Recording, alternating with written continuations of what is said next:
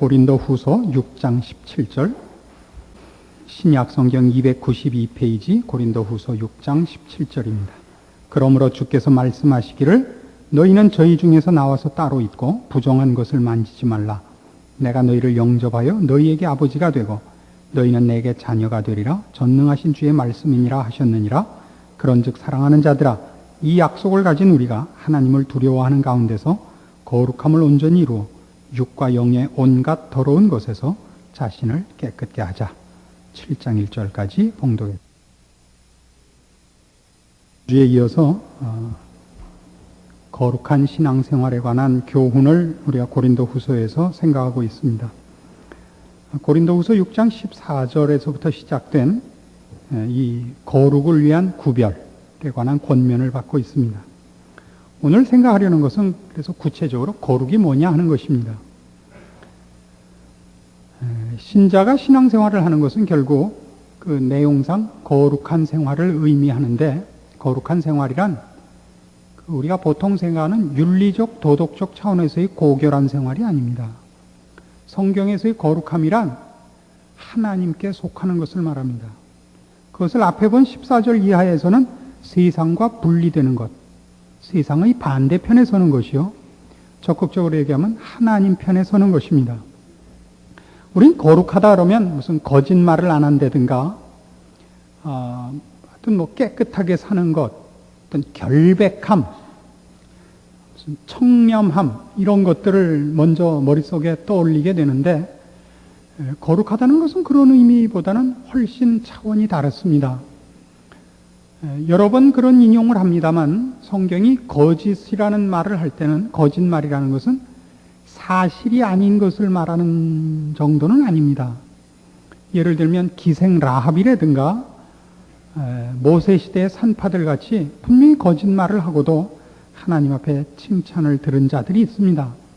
거짓이란 하나님 반대편에 서는 것입니다.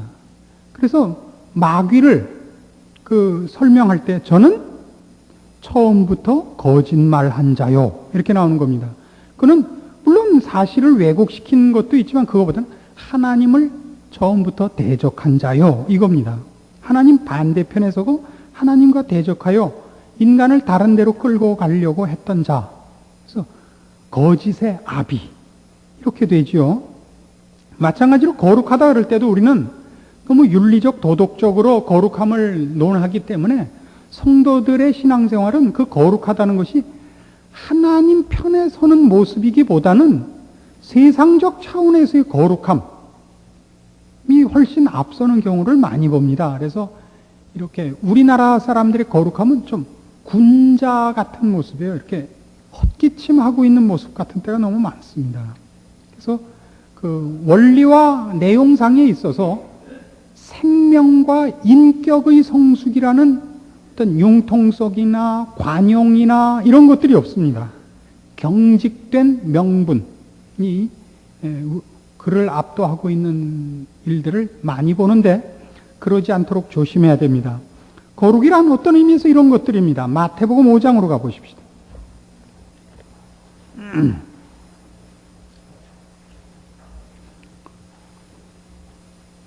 마태복음 5장 43절입니다.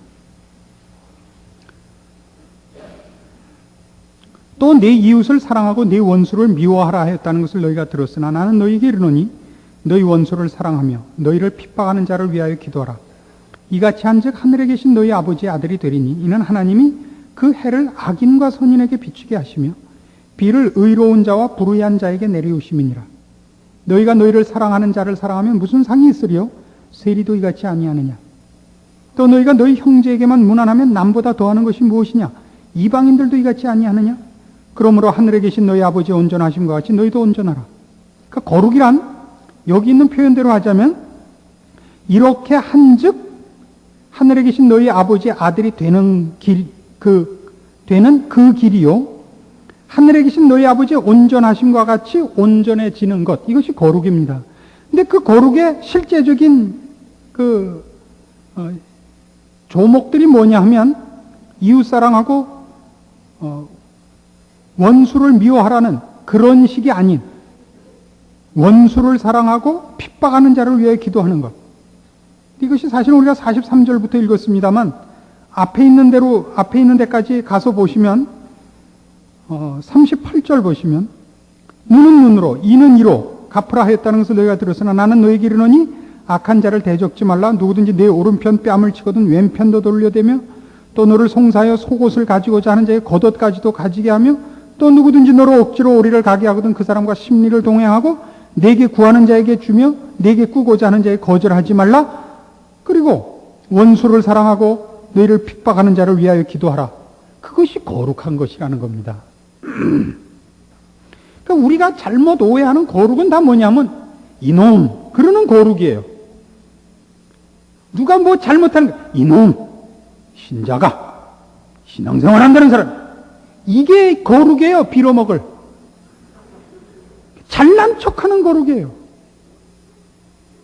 원수를 사랑하는 나를 핍박하는 자를 위하여 기도하는 따뜻함과 용서와 끝없는 기대. 하나님이 저 사람도 나와 같이 은혜를 베푸사 변화시키시리라. 변화될 때까지 내가 기도하리라. 저 사람이 구원 얻지 못한다면 나도 천국 안 가리라. 이런 식의 마음, 십자가를 지는 마음이 없어요. 그래서 눈이 따뜻하고 가슴이 따뜻하지 않아요. 눈이 그냥 매섭고 가슴이 차요. 편협해요. 잘난 척만 해요. 갖다 명분만 제시해요. 명분을 댈 때마다 벼락이에요. 그게 그냥.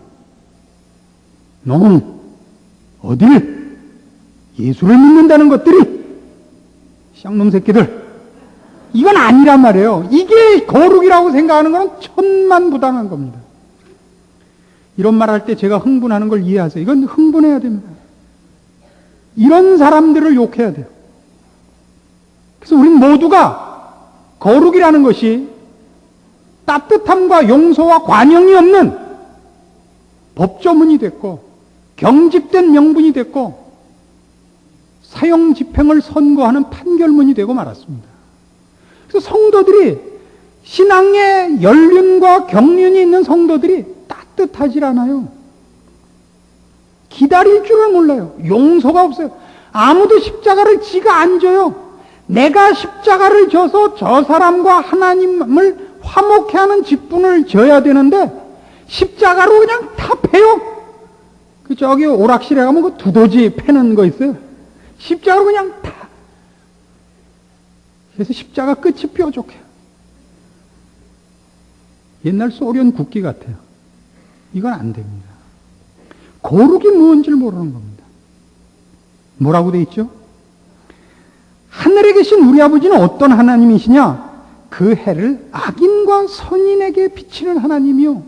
비를 의로운 자와 불의한 자에게 내리우시는 하나님이에요. 죄 지으면 금방 지옥에 보내고 착한 일 하면 금방 상 주고 이런 하나님이 아니에요. 죄 지은 자를 불쌍히 여기사 그 아들 예수 그리스도를 대신하여 십자가에 못 박기 위하여 보내신 하나님이에요. 이 부분이 없단 말이에요. 그러니까 거룩이 큰 소리 치는 게 되고 말았죠. 아량도 자비도 없어요. 불교 신자들의 자비 한 만큼도 없어요. 성도들이. 예수 믿는 성도들이. 왜 그렇다고요? 거룩이 무엇인지를 모르는 것입니다. 근데 이런 거룩은 세상의 원리와는 얼마나 다른 것인지 모릅니다. 세상은 어떻게 돼 있어요? 내가 살기 위하여 상대방을 죽여야 됩니다. 거룩한 것, 즉 하나님께 속한 것들, 하나님이 원하는 것은 친구를 살리기 위하여 나보고 죽으라는 겁니다. 세상과 하나님을 믿는 것이 짝할 수 없는 이유를 아시겠습니까? 저쪽은 더럽고 이쪽은 깨끗하고 저쪽은 벌받아 싸고 우리는 천국 갈 것이고 이렇게 다르기 이전에 세상의 원리들은 다 자기를 위하여 남을 죽이는 것이요. 우리의 신앙, 우리를 부르신 하나님의 뜻과 목적과 방법은 상대방을 살리기 위해 내가 죽는 방법인 것입니다. 근본적으로 다릅니다. 내가 옳고 내가 거룩한 것을 증명하기 위하여 내 이웃을 쳐서 나를 확인시키는 것이라면 그것은 이미 거룩한 것이 아닙니다. 다 범죄했지만 나만은 안 했습니다. 이렇게 서는 것이 신앙이 아니고 고결한 것이 아닙니다. 같이 가야 되는 것입니다. 한 알에 썩는 밀알, 많은 열매를 위하여 기꺼이 십자가를 지는 길, 이것이 하나님이 제일 좋아하는 거룩의 길입니다. 이런 훈련들이 없죠. 그래서 늘 그 가르칩니다만 입 바른 소리 하는 것이 우리나라에서는 잘난 거예요. 교육 자체가 그렇게 되어 있기 때문일 겁니다.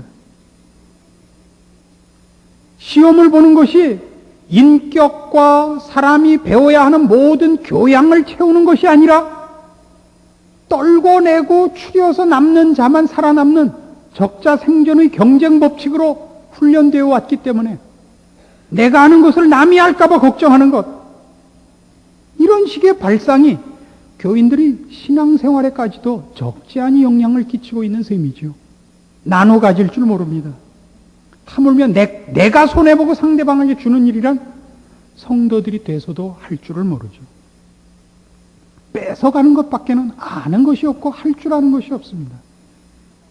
그래서 늘 입 바른 소리 하는데 빨라요. 입 바른 소리 하는데. 입 바른 소리도 하고 입 빠른 소리도 해요. 나는 안다 이거죠. 나는 잘났다 이거죠. 그것이 성도의 거룩도, 성도의 능력도 아닙니다. 그래서 고린도전서 5장에 가보시면 이런 이유 때문에 세상과의 분리를 이렇게까지 요구하고 있습니다. 5장 11절 봅시다. 고린도전서 5장 11절. 이제 내가 너희에게 쓴 것은 만일 어떤 형제라 일컫는 자가 음행하거나 탐남하거나 우상 숭배를 하거나 후욕하거나 술 취하거나 토색하거든 사귀지도 말고 그런 자와는 함께 먹지도 말라 함이라. 잘 보세요. 음행하는 자나 술 취하는 자, 그것이 나쁜 것이기 때문에 분리해라, 이렇게 간단히 얘기할 문제가 아닙니다. 특별히 거룩을 권면하는 차원에서는 그 거룩의 길을 가르치기 위하여 이것이 아니다로 등장하는 반대 그 정의가 언제나 음행과 술 취함, 방탕함 이런 것으로 나오는데 그 이유가 뭐냐 하는 것입니다. 요한 1서 2장으로 가보시죠. 요한 1서 2장 신약성경 389페이지입니다. 요한 1서 2장 15절. 이 세상이나 세상에 있는 것들을 사랑치 말라. 누구든지 세상을 사랑하면 아버지의 사랑이 그 속에 있지 아니하니 이는 세상에 있는 모든 것이 육신의 정욕과 안목의 정욕과 이생의 자랑이니 다 아버지께로 쫓아온 것이 아니요 세상으로 쫓아온 것이라. 그러니까 음행, 술 취함 이런 것은 무엇을 강조하고 있느냐면 그것이 부도덕하다든가 윤리적으로 저급하다 하는 것을 말하는 것이 아니고 자기 만족과 자기 쾌락을 쫓는 것을 특징으로 삼고 있는 것을 말합니다. 거룩하다는 것은 하나님께 속하는 것이요 하나님의 기뻐하심이 목적이 되는 자리에 가는 것입니다. 살인하지 말라 라고 계명이 나와 있어요. 그럼 살인하면 무슨 죄에 저촉이 된다고요? 살인죄가 아니라 명명불복종죄라고요. 그러니까 우리의 계명, 우리에게 요구된 계명을 범하면 그것이 윤리적, 도덕적으로 잘못됐다는 것 이전에 하나님의 권위를 깬 것, 그 질서에서 이탈한 것이 먼저 문제가 되는 것입니다. 여러분, 자녀를 키울 때 자녀가 범한 잘못 중에서 제일 큰 잘못이 뭐죠? 공부 못한 것? 부모 지갑에서 돈 꺼내간 것? 다 아닙니다. 집에 안 들어오는 것. 제일 큰 죄죠. 안 그렇습니까? 부모의 영향과 간섭에서 도망가 버리는 것 같이 큰 잘못은 없습니다. 최고의 잘못이듯이 하나님 앞에서 성도들의 잘못이 뭐냐 그러면 그의 통치와 그의 권위 질서에서 도망가 버리는 것입니다. 살인하지 말라, 도적질하지 말라, 하나님의 통치와 명령에 대하여 불복한 죄가 더 큰 것입니다. 그래서 거룩하다는 것은 하나님의 통치와 하나님의 주인 되심 아래 내가 순종하며 항복하며 감사하며 들어가 있는 것이고, 음란이라든가 술 취함으로 설명된 그 반대의 길은 다 내가 나의 목표와 가치와 소원들을 정하고 하나님의 통치에서 이탈해 있는 상태를 말하는 것입니다. 데살로니가 전서 4장에 가면 조금 더 설명이 깊게 나옵니다. 331페이지 데살로니가 전서 4장 3절을 봅시다. 데살로니가 전서 4장 3절. 하나님의 뜻은 이것이니 너희의 거룩함이라 곧 음란을 버리고 각각 거룩함과 존귀함으로 자기 안에 취할 줄을 알고 하나님을 모르는 이방인과 같이 세욕을 쫓지 말고 이 일에 분수를 넘어서 형제를 해하지 말라. 이는 우리가 너희에게 미리 말하고 증거한 것과 같이 이 모든 일에 주께서 신원하여 주심이니라. 하나님이 우리를 부르시면 부정케 하심이 아니요 거룩케 하심이니 그러므로 저버리는 자는 사람을 저버림이 아니요 너희에게 그의 성령을 주신 하나님을 저버림이니라. 3절 다시 보시면 하나님의 뜻은 뭐라고요? 하나님의 뜻은 우리의 거룩함입니다. 근데 거룩을 뭐라고 설명을 하냐면 부정적이고 소극적인 차원에서 음란을 버리고 거룩함과 존귀함으로 자기 아내를 취하라 이렇게 되어 있습니다. 왜 이것이 성적인 표현으로 나오느냐 하면 일종의 정조 개념을 도입하고 있는 것입니다. 신앙의 정조 개념을. 하나님을 섬기는 것과 세상을 섬기는 것은 둘을 동시에 가질 수가 없습니다. 한 남자가 아내 외에 다른 여자를 가지면 그 마음이 둘로 동등하게 나뉘어질 수 없음을 우리가 압니다. 다른 여인에게 가면 처음 여인을 버리고 갈 수밖에 없습니다. 마음에서. 그러니까 이런 정조 개념을 도입해서 하나님이 우리에게 주시는 말씀은 세상을 쫓아가는 것은 하나님을 버리고 밖에는 갈 수가 없다는 것입니다. 하나님을 마음에 두고도 세상을 또 가지는 방법은 없다 이거예요. 그건 우리 일상생활에 이 특별히 이 정조 개념 속에서 분명히 알 수 있는 것입니다. 그래서 자꾸 이 음란의 문제, 아내를 뭐라고 했죠? 거룩함과 존귀함으로 자기 아내 취할 줄을 알라. 이거 굉장히 의미 있는 거예요. 그래서 부부란 그 가지는 책임이 이만저만 큰 것이 아닙니다. 남편들이 아내를 이런 거룩함과 존귀함으로 대접하는 것은 그것은 신앙의 형태인 것입니다. 그것을 하지 않는 것은 하나님을 섬기는 신앙을 표현하는 데 있어서 실패하는 것이요. 그 표현이 실패되면 내용도 제대로 설 수가 없습니다. 그래서 똑같이 5절에 보면 하나님을 모르는 이방인과 같이 세욕을 쫓지 말고 이렇게 나오죠. 하나님을 모르는 이방인과 같이 세욕을 쫓지 말고 하나님이 없으니까 어떻게 하나님이 없는 자는 자기 마음대로 산단 말이에요. 그런 식으로 내 만족과 내 쾌락과 내 소원을 위하여 네가 주인이 되어 무엇을 결정하고 목표를 세우지 말고 이겁니다. 특별히 이 성적인 음란함이 거룩에 가장 반대되는 싸움이다고는 아닙니다. 이건 말고 훨씬 도덕적, 윤리적 차원에서 높은 수준에 있으면서 거룩하지 않은 것들이 얼마든지 있습니다. 처음에 예를 든 바와 같이 이놈 하는 그 자세는 훨씬 나쁜 거룩지 못한 자세입니다. 그러나 성경이 자꾸 이런 문제를 도입하는 것은 바로 그것입니다. 그래서 이 구약을 여러분이 읽으시면 이스라엘 백성의 우상 숭배를 언제나 성적인 타락에 비유하고 있는 것을 봅니다. 저들이 음란히 바알을 섬기며 언제나 이렇게 표현하죠. 우상을 음란하게 섬겼다. 그런 건 정조 개념을 도입하는 거라고요. 하나님과 세상을 동시에 소유할 수 없는 그 원리를. 그래서 우리가 세상을 배척하는 이유는 세상을 외면하거나 현실을 회피한다는 차원에서가 아니라 어떤 원리와 어떤 목적과 어떤 방법 속에서 우리가 사느냐에서 거룩함이라는 것이 윤리적, 도덕적 차원에서 얘기가 아니라 하나님의 명령과 지휘 안에 서는 것, 하나님을 닮는 것, 그리고 그런 문제는 아까 마태복음 5장에서 본 바와 같이 하나님을 닮아가는 것이요 하나님의 뜻을 따라 사는 것이요, 하나님이 요구하시는 성품으로 자신이 장성해서 커가며 실천하는 것입니다. 오른편 뺨을 맞으면 왼편 뺨을 대는, 속옷을 달래면 겉옷까지 주는, 억지로 오리를 가자 그러면 심리를 가는, 원수를 사랑하고 나를 핍박하는 자를 위하여 기도하는, 그것이 거룩입니다. 얼마나 다릅습니까? 오늘날 우리의 거룩은 너무 명분적이죠. 그렇죠? 외골수죠. 경직되어 있죠. 아닙니다. 우리의 거룩은 언제나 생명에 관한 것임을 알아야 됩니다. 예전에 그 실화 중에 하나가, 미국의 어떤 아주 조그만 시골 도시에 그 의사가 없습니다.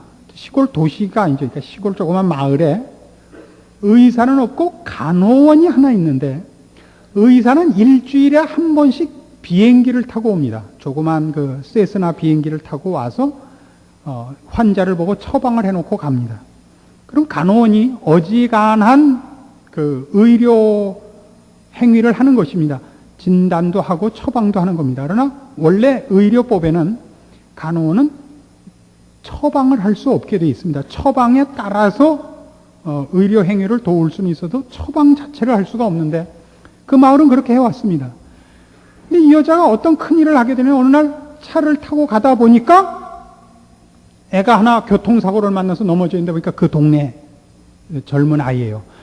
가보니까 이 목뼈가 부러지면서 이 안에서 너무 피가 나와가지고 기도를 피가 막아서 숨을 못 쉬고 있는 겁니다.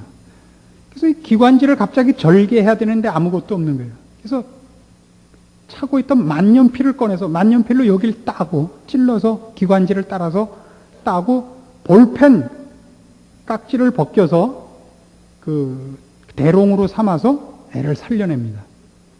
그 영웅이 되죠. 그게 신문지상에 보도되면서 어디서 나오냐면 그 위생국이라 그래요? 의료국이라 그래요? 하여튼 그 의사들하는 의료 행위 그 관장하는 그 기관에서 나온 겁니다. 나와서 그 이 여인이 한 일들에 대해서 자세히 알아보고 그 꼬리를 잡기 위해서 둘이 들어와서 감기에 걸린 것 같다고 거짓으로 얘기를 합니다. 그 여자가 처방을 해서 약을 주죠. 그래서 현행법으로 잡힙니다. 그 재판에 걸리죠. 간호원이 면허를 정식으로 받은 의사 외에는 할 수 없는 일을 했다 이겁니다. 큰 재판이 걸려요. 그 마을 사람이 모두 가서 증인을 섭니다. 이 여인이 한 것은 자기 잘난 척 하려고 한 것이 아니라 사람을 살리기 위해서 한 거다. 그러면 법을 지키기 위해 사람이 죽는 걸 보고 있으란 말이냐. 굉장히 중요한 얘기 아니에요. 그래서 이깁니다. 법이라는 것은 사람을 위하여 있는 것입니다. 그렇죠? 똑같은 의미로 예수님과 제자들이 안식일에 밀밭 사이를 걸었는데 제자들이 배가 고파 있었습니다. 그래서 미리삭을 따서 먹습니다. 바리새인들이 고소합니다. 안식일에 해서는 안 되는 일을 했습니다. 예수님이 뭐라고 대답했죠? 사람이 안식일을 위하여 있는 것이 아니라 안식일이 사람을 위하여 있느니라. 이거 기억해야 됩니다. 거룩이란 이겁니다. 하나님이 우리를 위하신다는 걸 잊지 마십시오. 죄를 지적하는 것도, 죄를 고소하는 것도 그 사람을 위해서 고소를 해야지, 그걸 고소함으로써 내 날카로움, 나의 거룩함을 증명하려고 하는 것은 못된 것입니다. 한국교회는 이런 사람들이 잘난 사람이에요. 이놈 하는 놈이 잘난 놈이고, 살리기 위해서 만년필 꽂은 놈은 나쁜 놈이 됐어요. 너 면허증 있어? 이렇게 되는 거예요. 이건 안 됩니다. 하나님이 죄인들을 살리기 위하여, 우리가 아직 죄인이었을 때 예수 그리스도를 십자가에 못 박으시는 겁니다. 우리한테 예수를 보내사 물어보고 할까 말까 하시다가 한번 해보자 이렇게 한 게 아닙니다. 우리가 아직 죄인일 때, 가능성이 전혀 없을 때, 우리로서는 그때 우리를 위하여 예수 그리스도를 못 박는 것입니다. 우리가 하는 모든 일도 상대방이 가능성이 있느냐 없느냐를 떠나서 하나님이 예수 그리스도를 보내신 심정에 동참해야 되고, 예수 그리스도께서 십자가에 못 박히사 아버지여 저들을 사하소서, 저들이 자기가 하는 일을 알지 못하나이다의 심정으로 십자가에 못 박혀야 되는 것입니다. 결과가 있느냐 없느냐는 2차 문제인 것입니다. 이것이 성경이 요구하는 거룩입니다. 여러분이 이러한 신앙생활을 살기 시작한다면 여러분의 기쁨과 하나님이 여러분 생애에 같이 하시는 기적과 열매를 막을 자가 없을 것입니다. 그러나 여러분이 거룩이든 신앙이든 아무리 명분과 허울 좋은 것을 갖다 대든 자기 잘난 척을 하기 위해 하는 것이라면 여러분의 신앙생활은 공허합니다. 속지 마십시오.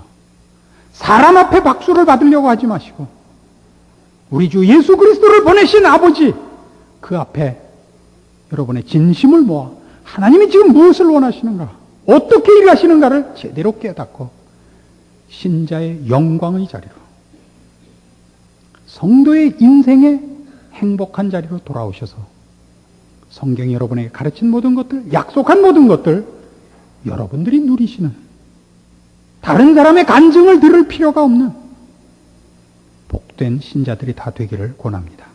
기도하십시다. 하나님 아버지 은혜를 감사합니다. 우리를 하나님의 백성 삼으셨고 귀한 자녀로 부르셨으니 우리는 감사합니다.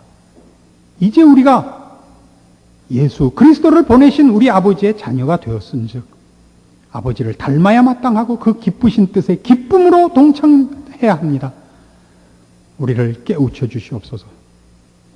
주의 뜻으로 묶어 주시옵소서.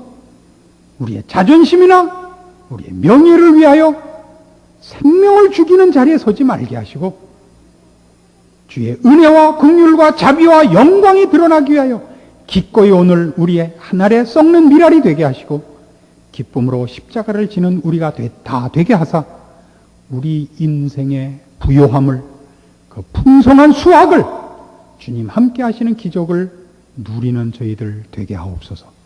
예수님의 이름으로 기도합니다. 아멘.